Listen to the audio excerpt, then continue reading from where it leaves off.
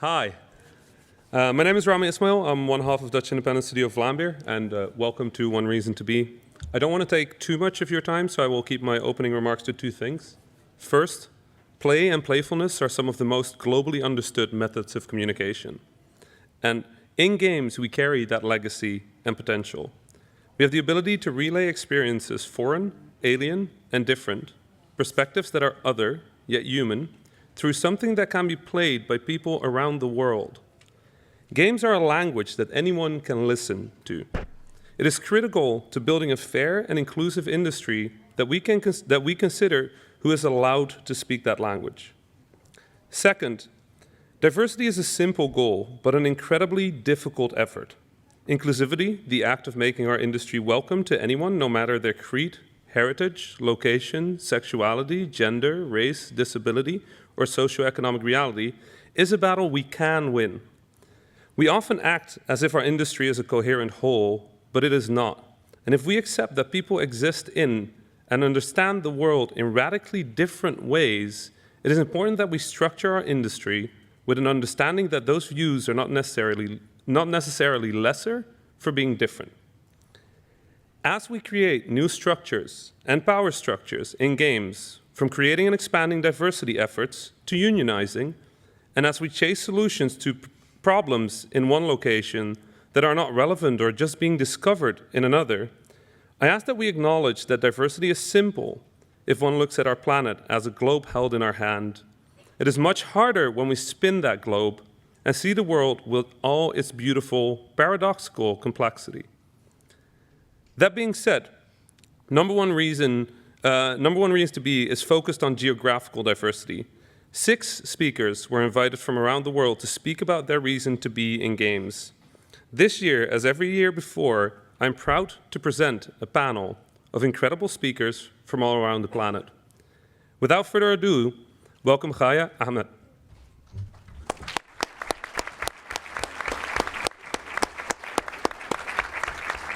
Hi everyone, it's a pleasure to be here. My name is Khaya, as Rami told you. I'm from Pakistan and I am the lead content developer at Optera Digital. We're a transmedia company. We focus on games and content for change. I say change because there's a perception that goes around Pakistan when you think of the word, and when you think of the country, there's a lot of misconception about how we're perceived as a nation. So I'm here to kind of break that perception. My story starts with the Sega Mega Drive. My parents got me one at a very young age, and my first game was Sonic the Hedgehog. I loved that game. And I just went on to the Xbox 360, and as you can see, I've listed a bunch of games that have inspired me. I've always wanted to be a writer. I started very young. I started at the age of 15, and I started working in television and movies, and I won a lot of awards for the content that I wrote because it was mostly about change and it was about making a difference. And it was only until a few years ago that I broke into gaming, and it was one of the best decisions of my life. So this brings me to what I do. I create stories. The people that you see on the slide, they're all characters that have made an impact towards those and those around them. I worked with Marvel in crafting Kamala Khan. I worked back in Pakistan on Reality Girl. She recently got introduced to Pakistan, and she's about tackling social stigmas in society. I also worked on the Emmy Award-nominated and Peabody-winning Burqa Avenger, one of the first animated series to come out of Pakistan. Also worked on a few video games, which are pretty awesome. That brings you to why do I do it? I do it because I want to change perceptions in the society and people around me. And I just want to make content that connects with the audience. The best part is when people come up to me and they tell me that they loved what I wrote and that it changed what they thought about something and it connected with them. And that is why I do what I do. With games, as you can see the second portion of the slide, I didn't know the power of video games until I took part in this drive called Sehat Ka Rishta, which is Urdu for your relationship with your health. We were part of a very intimate group that went to these impoverished women in the rural area of Pakistan, and they were suffering from postpartum depression. This was ranging from moderate to severe. So These women were a danger to themselves and to their children, and they just didn't know how to get out of it because of the perception of depression in that society. Depression is often associated with being crazy in these rural areas. We're talking about people who don't know how to read and write, so they think that, oh, this person has gone insane. And we wanted to change that perception, so we went there and we used games. We used a paper, we wrote down a few exercises, we created a leaderboard, we asked these women to partake in these exercises and just bring us back these charts.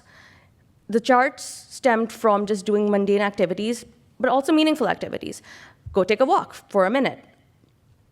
And they would check the thing on the list, and then they get a prize, and there was a leaderboard. All the women would then get prizes by the end of it, especially the ones on top. And what were the prizes? Food. Why? Because the women needed to feed their kids. So we gave them big, big barrels of rice, lentils, and various other stuff. And they kept coming back until by the end of the sessions, this was a 3-month-long course, their depression had significantly reduced with the help of our counseling and of course, with medication and proper usage. So that's where I found out that games can actually make a difference. And I got to this point because of the fact that, people tend to think that Pakistan doesn't have a thriving game industry. I am here to tell you that you're wrong. They're wrong because we have a very supportive industry back home. We're quite a few in number, and we're all there to boost each other up. I will tell you this. Even when I was a young girl, nobody looked at my age, nobody looked at my gender, they looked at my talent. They said, okay, this girl has talent, let's bring her in. I had no education, I am self-taught. And I've learned over the years through these mentors, through support, and through just a lot of love that has been given to me in the industry. I'm very lucky, and a lot of people back home are very lucky in the same scenario. We don't look at the background, we look at the talent, and I think that is an absolutely beautiful thing. I also suffer from depression and anxiety, and that tend to hold me back. But again, with such a support system in the industry, it's helped me grow, it's helped me learn from my mistakes, and just keep getting better and better and better. So what is my number one reason to make video games? It is to make a change and just to make a difference in the world around me. Well, of course, if I go making AAA games along the line, why not? That would be awesome. But yeah, I just want to change perceptions, and I want to create content that resonates with you guys. And here, have a picture of my cats. They're awesome. They love watching me game. Thank you.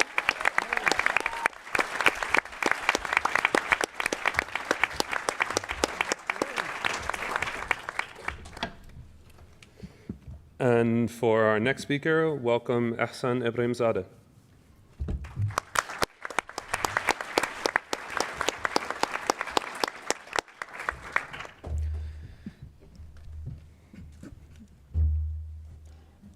Hello, everyone. Thank you, everyone, for showing up. My name is Ahsan Ibrahimzadeh, and I'm a 3D environment artist working in our Keen Studios at Austin, Texas. I was born and grew up in Iran. Like many of us here, I was obsessed with video games from where I was a kid. But I also loved creating things. So with these two, I had this dream of becoming a game developer later on in my life. But the dream was so big, it almost sounded like impossible, especially for a guy like me who lives in a country like Iran, where we didn't have any education regarding game development, and we didn't even have had a developer back when I was a kid. So I had this dream of mine until the first day of college, where I met with these two guys, Sam and Behzad. And this is the basement of my apartment, where we started our own studio, basically, and started working on our first game, which was a first-person shooter game set in World War I, south part of Iran, called Men of Freedom, Tangistan. We made a prototype and showed the prototype to Iranian Video Game Foundation, which was a new foundation helping starters. We managed to win a very competitive fund, which helped us to get out of the basement and eventually finish our game. Fortunately, we won the Best Graphics, Sound, and an Honorable Mention Award in Tehran Video Game Festival in 2013. I worked as a lead artist, made the environment and VFX of the game. Since we were a small studio, I wrote the story, designed the levels, and also designed the sound of the game. After Men of Freedom, I worked on an action platformer game called Shadow Blade Reload, which you can download in most of the current-gen consoles. I was also an instructor in Iranian Video Game Institute to help young generation learn how to make video games. But while I was working and gaining experience, I was also dealing with a lot of problems and hardships that was not simply in my hand to be fixed. Mainly economic, because in Iran, the banks are not connected to anywhere in the world, so they're basically local. So I couldn't work as an outsource, and the Iranian economy was going down because of the sanctions and everything. So I had to decide whether I want to continue being a game developer or I want to quit and do something else. This was an easy decision to make. I wanted to make games, but how do I do that? So I needed to leave my country to pursue my dream. This was not an easy decision to make, because now I had to leave my family and my friends. I had to compete in a world-class stage with some great artists that didn't have any of the problem that I used to have. And I knew that I'm going to have a lot of visa complication because I had an Iranian passport in my pocket. So it brought some huge risks. But I took the risk and moved toward that direction. The first thing I did was I compared my artwork to the best in the industry.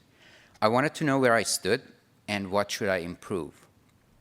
So I wrote a roadmap for myself. And based on that roadmap, I started improving my technical and mental skills, since I know it's going to be a long, long road.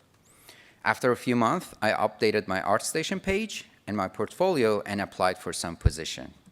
And this is me after figuring out what it takes to break into the industry, and especially getting a work visa. So I failed. But I didn't give up. I got back to my room, caged myself in, and worked for long, long hours every day. After 2 years of hard work and many applications and rejections, mainly because of the visa process, after 2 years, I finally got a call from this studio. Arcane was one of my dream studios to work in. I loved their games, and I loved their approach, how to make games. After I got their their email, I thought that maybe that's it. Unfortunately, everything went smooth, and I finally got into the industry. But that's not the ending for me. It's just a beginning. I want to make art, and I want to improve myself. I also want to help young generation, especially those who are in a position that I used to be before, and help and inspire them. I was also not alone throughout the process. I was fortunate to have my beautiful wife, who's a PhD student, beside me from day one that I started in my basement. We were only friends back then. I had my dad and mom beside me, backing me up. And I had all of you, all the engineers, developers, artists, who inspired me and motivated me to push forward every day, believe in myself, be resilient, and be hopeful. I also met with this guy, Aydin Salsabili, 4 years ago. Aydin is a great artist and a greater person. We worked on many projects together and pushed ourselves every day to be a better artist. Unfortunately, Aydin is not here today with us simply because of travel ban. But we believe a day will come that instead of us wasting our time on unnecessary problems, we could be more focused on what we love to do, and that's making video games. Thank you so much.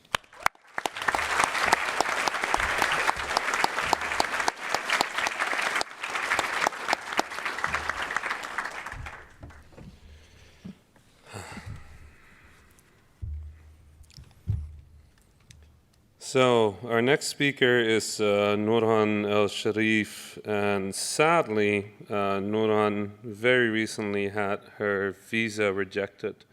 So she is not here today. However, she has asked that we, as a panel, give her presentation to you. So as a panel, we will read Nurhan's presentation. She's in Egypt, and she regrets not being here.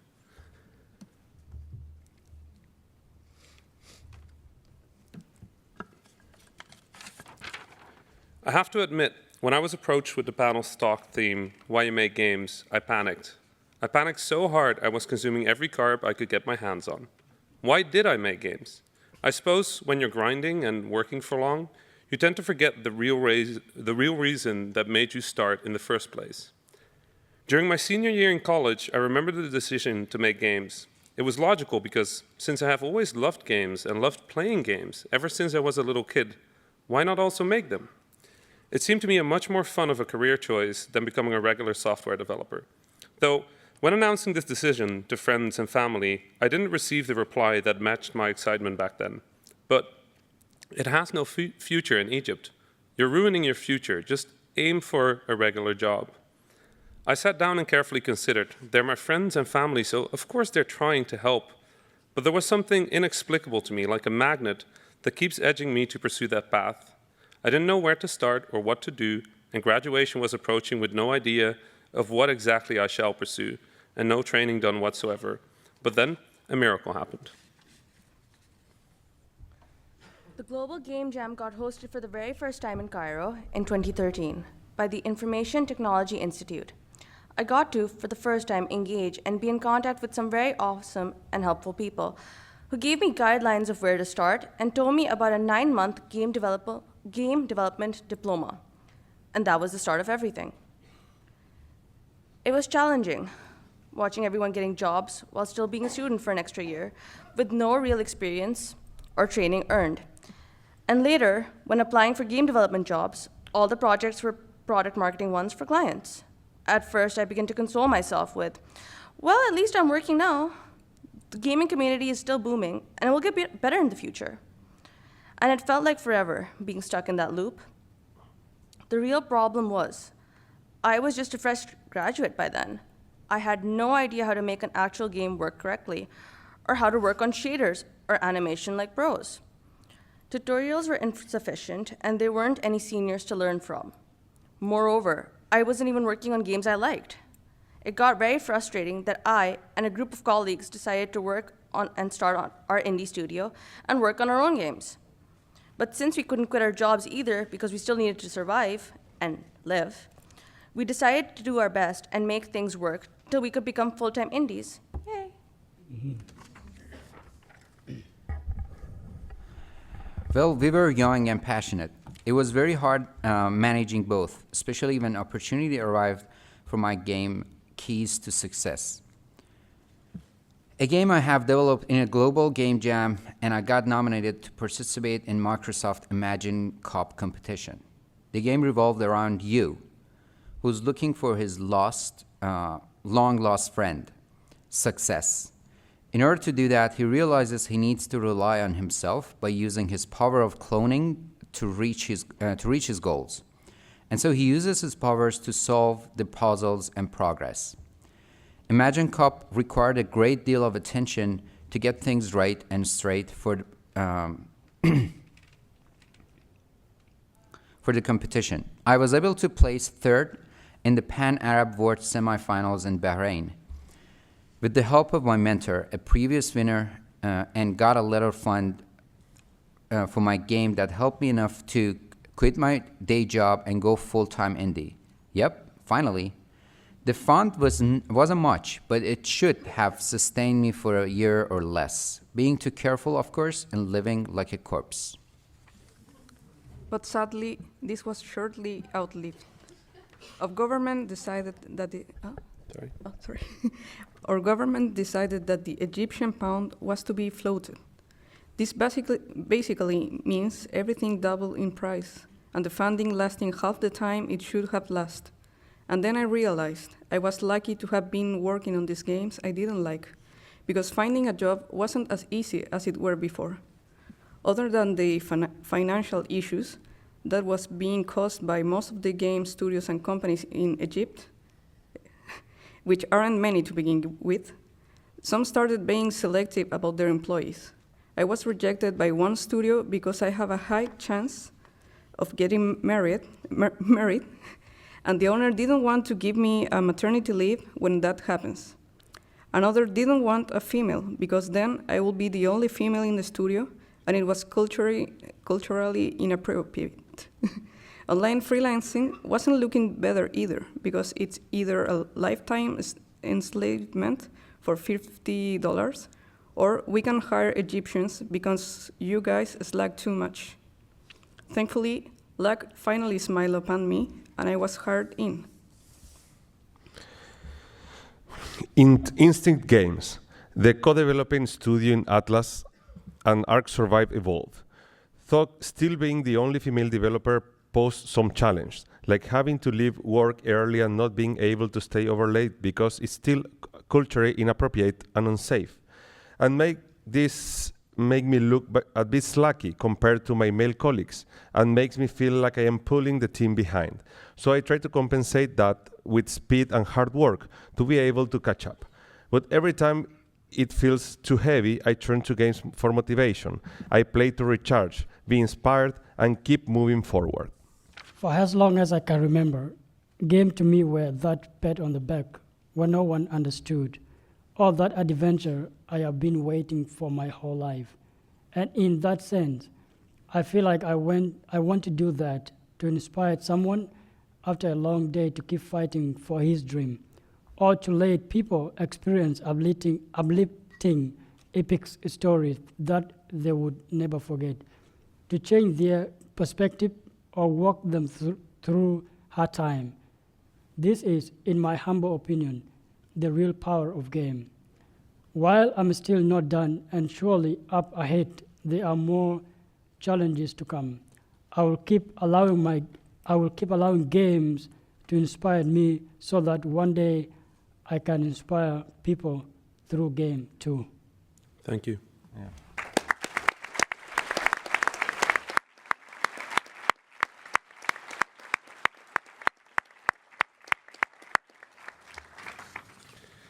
Our next speaker is Juan de Uraza.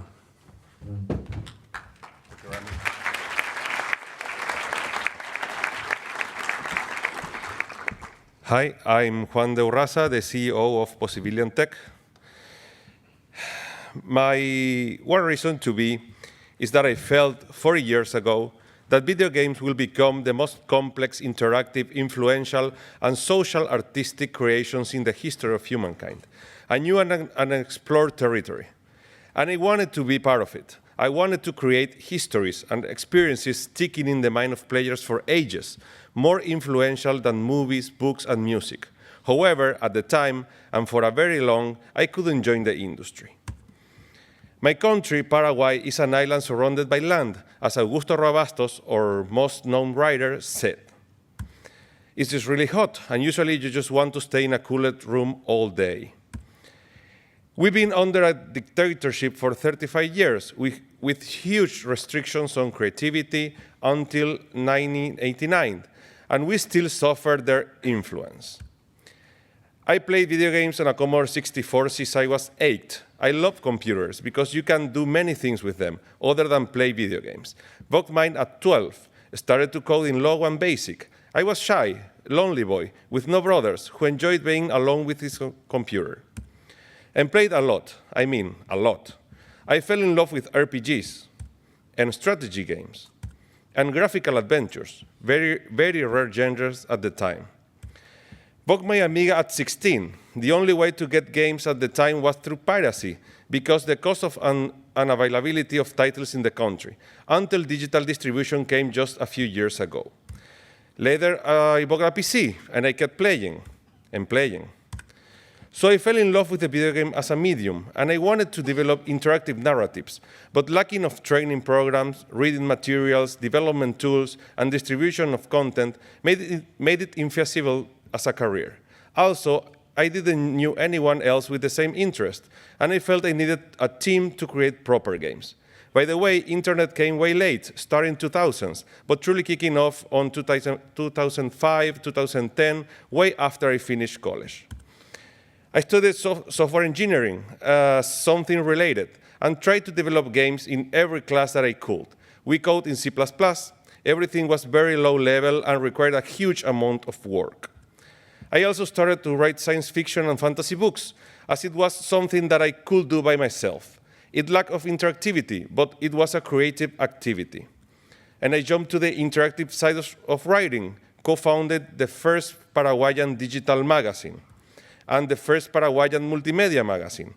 and the first radio program about video games and technology, and almost the first video game TV program of the country. And for almost 20 years, I took a break from my game development intentions. I had my own software company and worked in the private sector. I had a video game idea for many years. The technology to do it didn't exist. It was a mobile location-based multiplayer game, but we lack of a team, investment, experience, mentors, publishers, success story, and a community. There is nowhere to learn to develop games in Paraguay. Google Play Store didn't work with the country at the time. And when I turned 40, with the change I saw in my country and in the world, I decided to go back to my dream of developing games. The rise of mobile phones, digital distribution, game engines, and internet training programs changed everything. I was supposedly too old to start developing games, had a family and kids, but I was determined to do it. I quit my job, raised money from angel investors, and founded Possibilian Tech. The problem was to build a team in a country without game developers. So we founded IGDA Paraguay, and I was the first president. We brought to our country the Global Game Jam, the Indie Prize, and created our own conference, the Game Dev Pay. We also created a contest on game development for schools with hundreds of games developed each year competing in the finals. After that, we founded the Latin American Game Development Federation, who this year got scholarships for 100 Latin American developers to be part of GDC for the first time.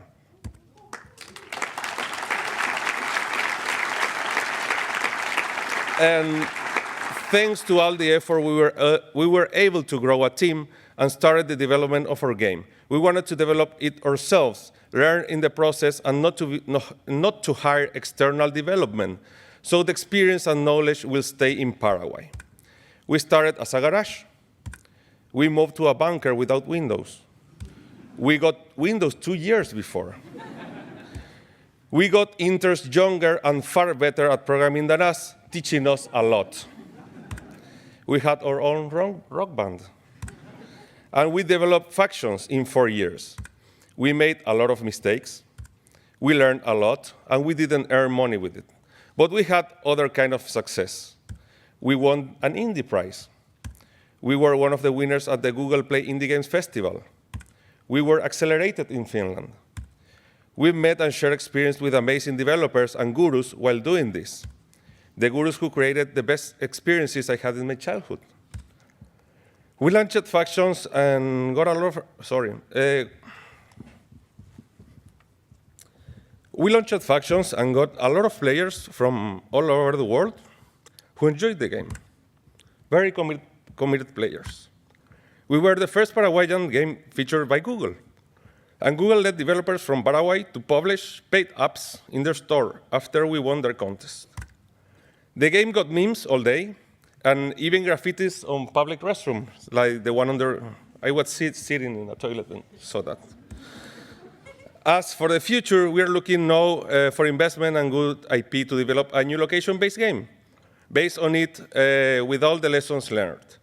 In 4 years, we learned a lot, and we have much work ahead to be a sustainable business. So, looking back, my true one reason to be is to enjoy life while sharing this journey, and learn and share, and join forces to create together new, unique things that the world had not seen, leaving lasting memories in players, as the one I had since I was a child, thanks to this wonderful industry. Gracias.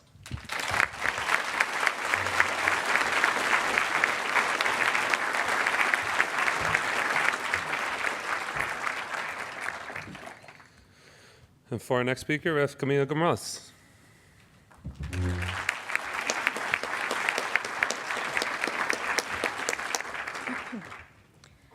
Hi, everyone. I'm Camila. I'm the founder of Bure, a Chilean-based studio focused on narrative-driven games. We're currently developing our first RPG called Long Gone Days. And during the past couple of years, I have worked mostly as an animator, artist, and designer. But I have wanted to be an indie developer since I was 10 years old. I grew up watching arts and crafts shows. And if there's one thing I learned from them, is that if I really want to have something, I can try to make it on my own. This usually worked, but until the time came when I wanted to own a gaming system. So that's how my first approach to game development began. I will watch my friends play games, and then I will go home and sketch custom stages in my notebook, and then I will challenge my friends to play, and they will give me very harsh feedback. And thanks to their feedback, I will later incorporate power-ups, puzzles, and stuff like that. Still, making games was just a hobby for me until I discovered role-playing games. And, and I thought, this is what I want to do with my life. So, but I knew that pen and paper will no longer be enough. So I had to learn how to make games on my computer. So I learned HTML, and I started with hyperlink games. Then I moved on to Flash games until I discovered RPG Maker, and with it, my first game dev community. Thanks to that community, I could learn about storytelling, game design, and digital art.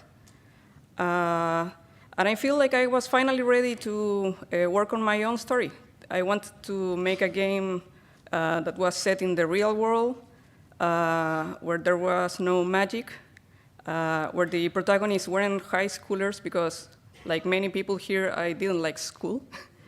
And I also wanted the player to experience language barriers, because that's something I have had to deal with my whole life.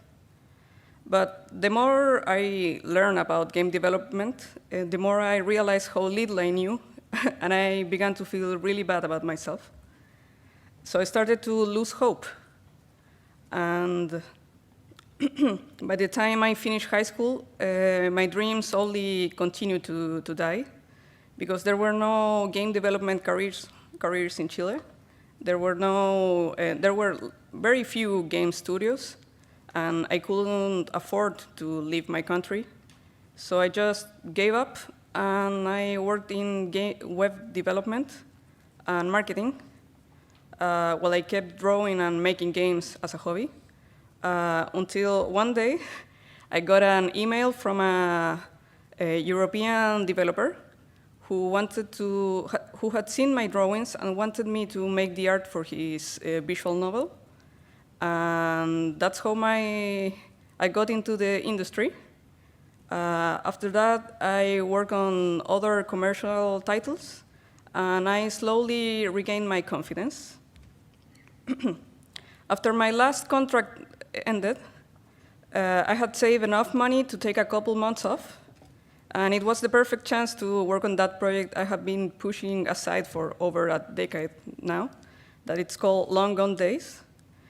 But I didn't know if people would like it, so I started a devlog, and as soon as I did, the game started appearing on gaming press sites, people started following me, and without realizing it, I was already building an audience. So after 5 months, I finally complete the prototype, and people really liked it. They encouraged me to make a crowdfunding campaign, but Kickstarter wasn't allowed in my country, like in most countries in the world, really. But Indiegogo does. So I launched my campaign on Indiegogo. It reached my goal. I was able to later found Buddha. I gathered a team, and last year we were able to launch the game on early access, and we're currently working really hard on the full release. So, my #1 reason to be, it's not just to share my world vision through my art, but because there's simply no other job that can make me as happy as making games. To get messages from people from all over the world telling me that this is the kind of game they've been wanting to play for years, or that you're the reason they became game developers, it just I wouldn't trade it for anything in the world. So I want to be able to keep making games forever. Thank you very much.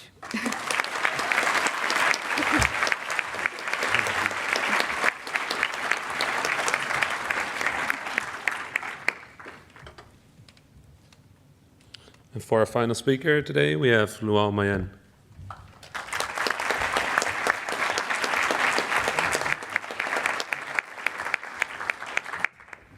Hello. It's not easy to be the last person. Yeah. My name is Luan Mayen, and I'm actually the Global Gaming Citizen by the Game Award in collaboration with Facebook Gaming. It's a small category that recognizes people in the world that are using game to bring about positive change in our communities. I'm from South Sudan, a country known as the youngest, country in the world, and we got our independence in 2011. And today I'm going to talk about my number one reason to be, the reason why I started making a video game.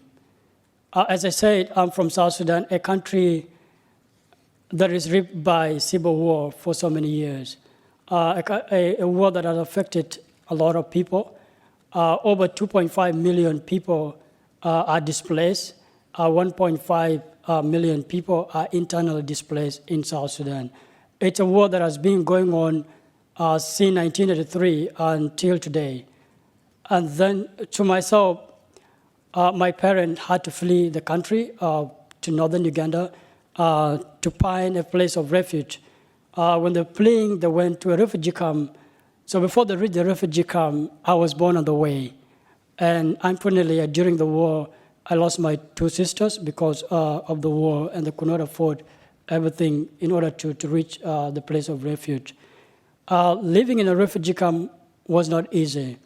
And as a child, I wanted to make sure, what is the best way to be able to restore a permanent peace or a sustainable peace in my country, because this is a war that has been affecting a lot of people every day and then.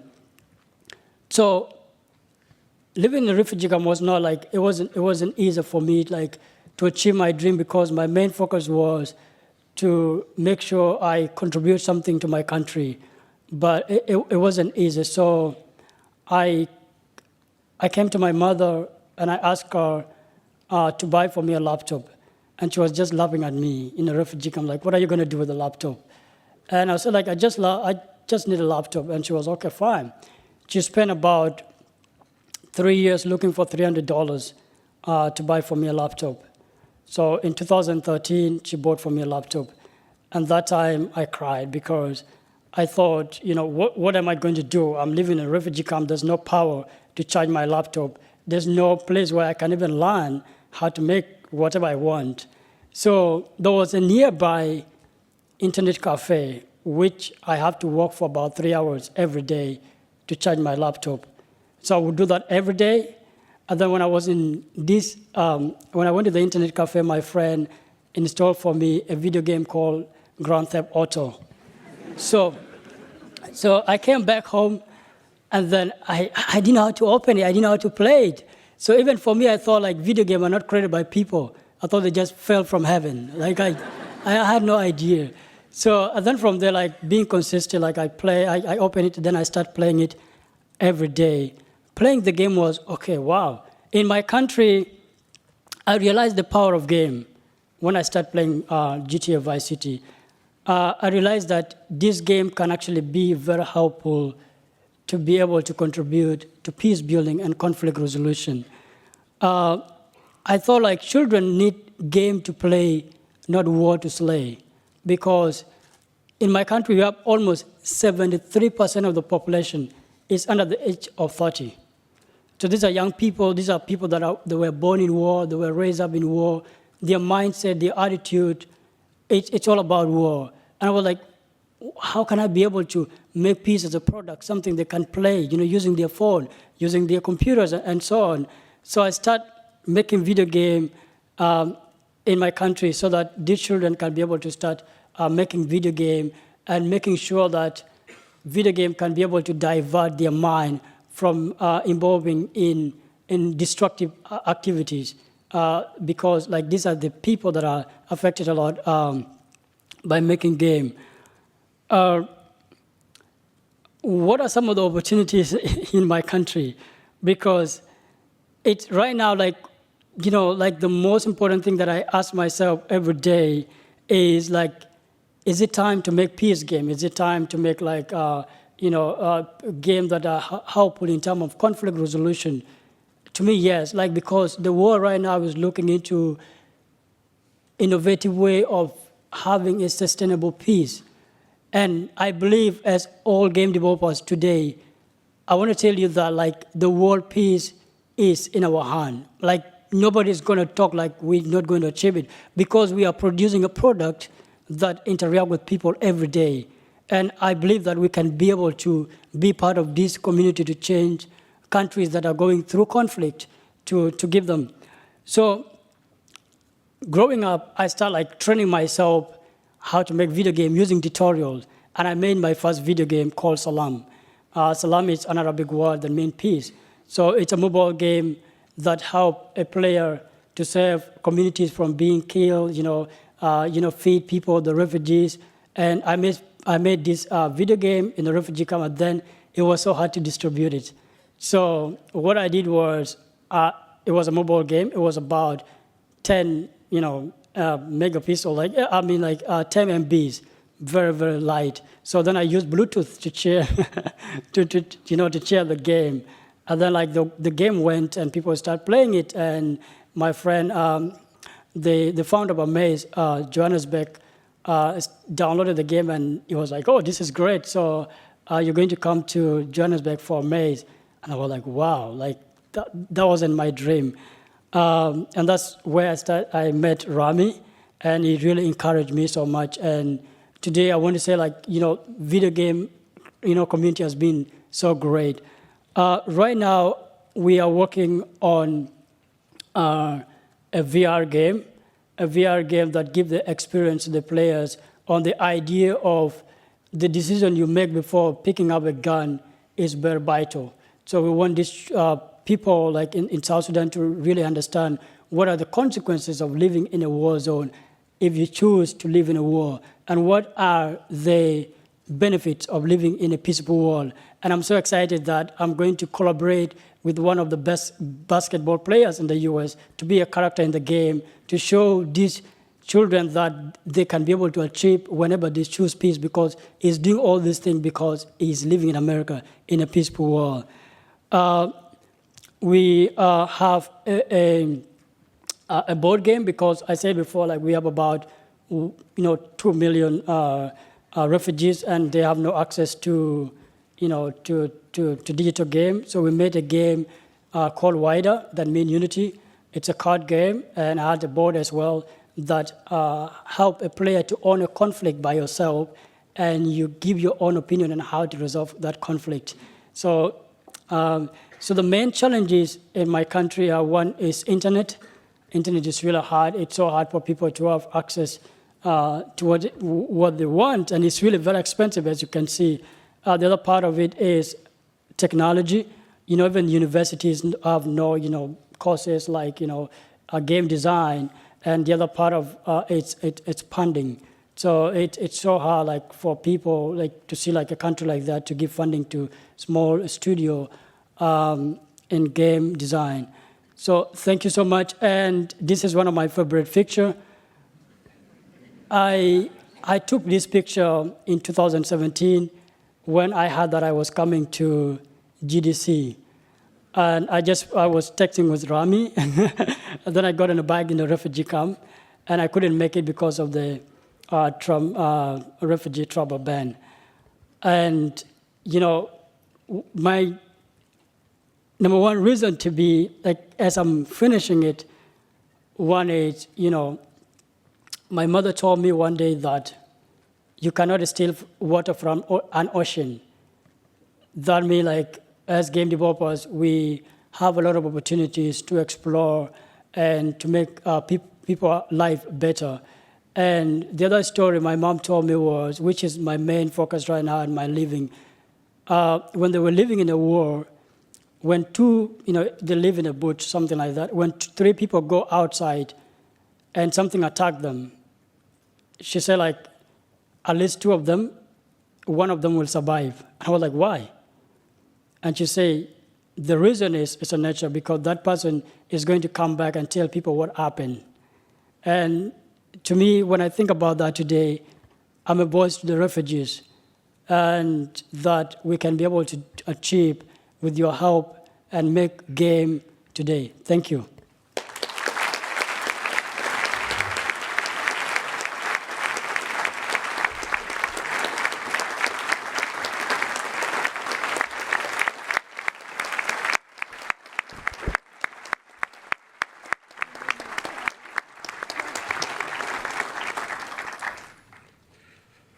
Whew.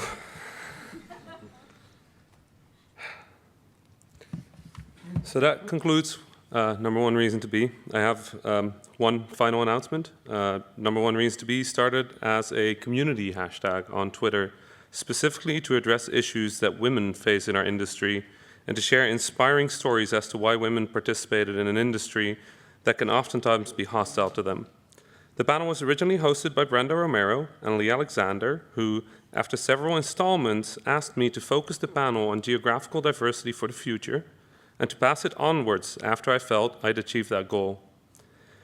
The goal was this imaginary wall with photos of every speaker, and that wall would allow anyone to walk up, point at a photo on it, and say, that person is like me.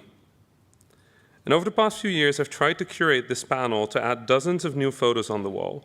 And while there is much work to be done, I am proud of what I and the panelists have achieved. That being said, the question has been raised whether it is right for number 1 reason to be to no longer be about women in our industry, or whether it was really ever mine to refocus at all. I understand and recognize that criticism, and as such, I want to announce that this is the final time I am hosting the panel. Since I believe 1 reason to be was on loan to me, I also don't think it is right for me to decide who will lead the initiative next.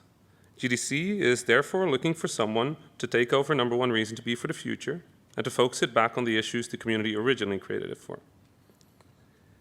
I will be continuing my work on breaking down barriers globally and reducing the friction and obstacles invisible minorities around the world face, most notably via GameDev.world, an entirely free, online, live-streamed games conference with content in 8 languages, translated to English, Spanish, Brazilian Portuguese, Russian, Arabic, French, simplified Chinese, and Japanese. From June 21st until June 23rd, please do join us in watching developers that even number 1 reasons to be funding and support couldn't bring to San Francisco, learning from developers who are incapable of or not confident in their ability to speak English, and seeing this medium as it truly is, a global industry and a world full of game dev. If you want more information, please come grab a card or visit GameDev.world. As I close out this panel for the last time as your host, I would like to ask you to remember to fill out the feedback form, and thank you so much.